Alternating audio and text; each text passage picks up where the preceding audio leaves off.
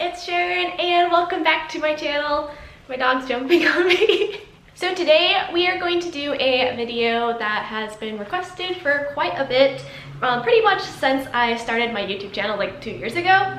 And that is the how to do vibrato for violin and viola video. So basically we're going to go through how I learned vibrato when I was a beginner violinist, as well as some of the tips that I've gathered along the way. There are a ton of resources online about how to do vibrato, so I highly recommend checking those out in addition to this video. So first of all, there are two types of vibrato. There is wrist/hand vibrato, and then there is arm vibrato. Wrist vibrato looks like this. So as you can see, the vibrations happen in the wrist upwards. So there is no movement down here. Everything is just from here up. Now arm vibrato uses the whole arm to create the vibrations. So you can see there's some movement here in my forearm.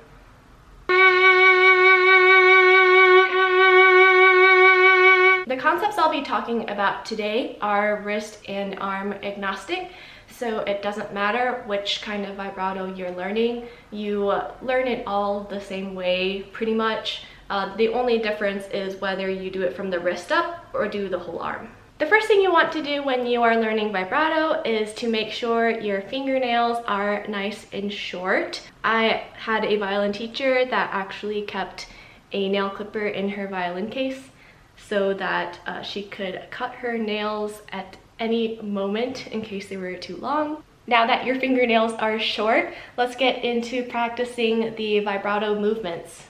Alright, so extreme close-up on my hand, but this isn't awkward at all. I would recommend starting out with either your first finger or your second finger to practice the movements with.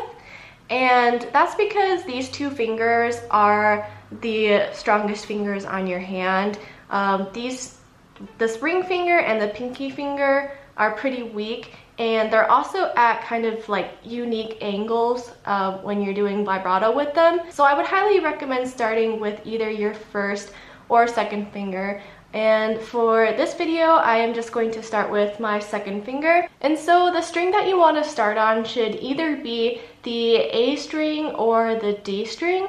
And that's because those lie the most comfortably in your left hand when you're trying to learn vibrato. For this video, I'm just going to start with the D string for really no reason at all. So the movement that you want to start with is a very exaggerated and extreme back and forth motion. Alright, so my second finger is down and it's in a good position. So the finger is perpendicular to the string and my finger is on the tip.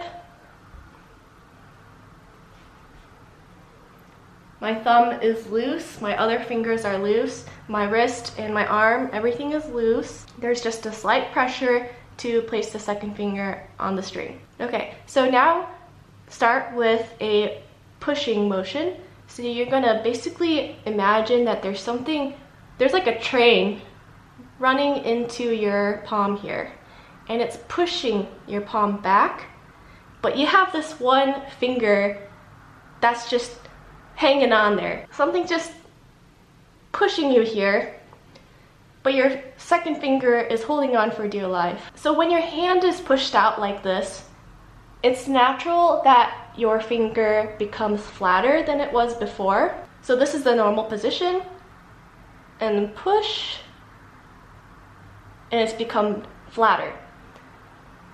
And the contact between your finger and the string is also less on the tip, but more on the pad of your fingertip. Or I should say closer to the pad of your finger. Okay, so that is the pushing motion. Now you want to go the other way. So you can imagine that there is a string attached to your palm here, and if you pull the string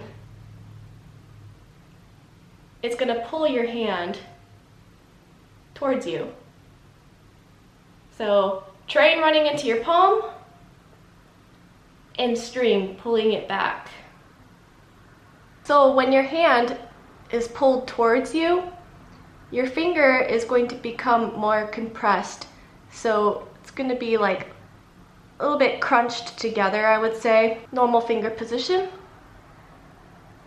Away, which is a flat finger, and then towards you, which is a compressed position. So just go back and forth between these two states, pulling, pushing, pulling, pushing, pulling, pushing. And the key here is to make sure that your hand is all very, very loose, because if you are doing this with a really tense hand, then you're more prone to injury and just getting tired more quickly. So as a beginner to vibrato, don't be worried if you can only do like a few of these pushes and pulls at a time, because vibrato is something, I mean, like violin in general, it's very unnatural. I mean,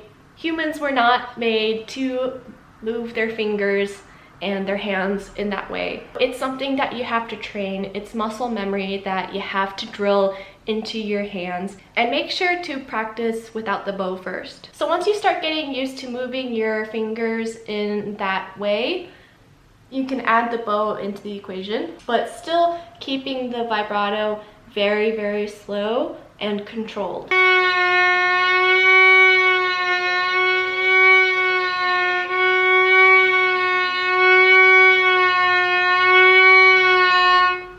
And it should be so exaggerated that it almost sounds like you're playing two tones. That is completely fine if it sounds like you're playing two tones. It should sound like that when you're starting out.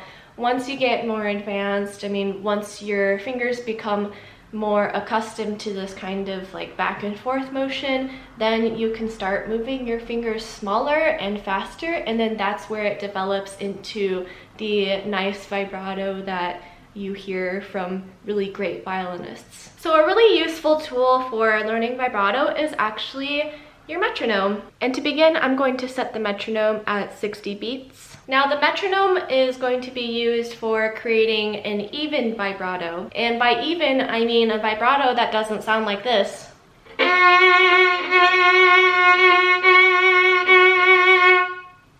Vibrato is supposed to emulate the human voice. So when you listen to someone sing, the back and forth modulation in their voice is really even. And so we want the same for when we do vibrato on our instruments. So with the metronome set at 60, we're going to do one motion per beat.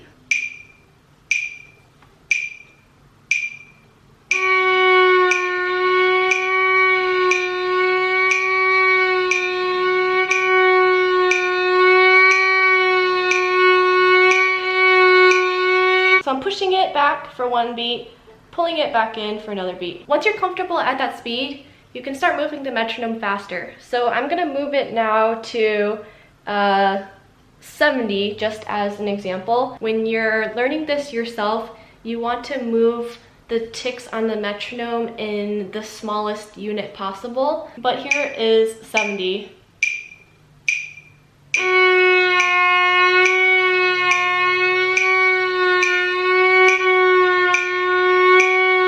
If you can get your movements even at a slower tempo, then when you speed up, they will be even as well. So just remember, always start slow and be patient. I see a lot of people just rush the vibrato learning process, and in the end, that just causes them more harm than good, because their vibrato doesn't sound very good. Like, it sounds uneven and it sounds really tense. Tenseness when learning vibrato is a really, really big problem, and something that most people struggle with when they're trying to learn it. You want to make sure that you keep your whole entire hand, your arm, your shoulder back here, and your knuckles and joints very, very loose. So that means even this joint, even these joints right here, must be loose.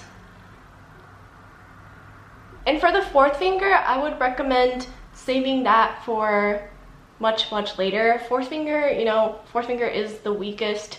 Another common problem I see is that people have trouble keeping their violin still when they're doing vibrato, so it kind of looks like this. So one tip that I've learned in my years as a violinist is to use the wall to help you learn vibrato. Just place your scroll against the wall gently. You don't want to rub any of the varnish or the paint off, but keep that against the wall and practice your vibrato movements. Eventually you want to get to the point where you don't need a wall to keep your violin still. Okay, so this concludes my vibrato tutorial. If you have any questions, be sure to leave them down below and I will be sure to get back to you with any tips that I may have. Thanks and good luck learning vibrato!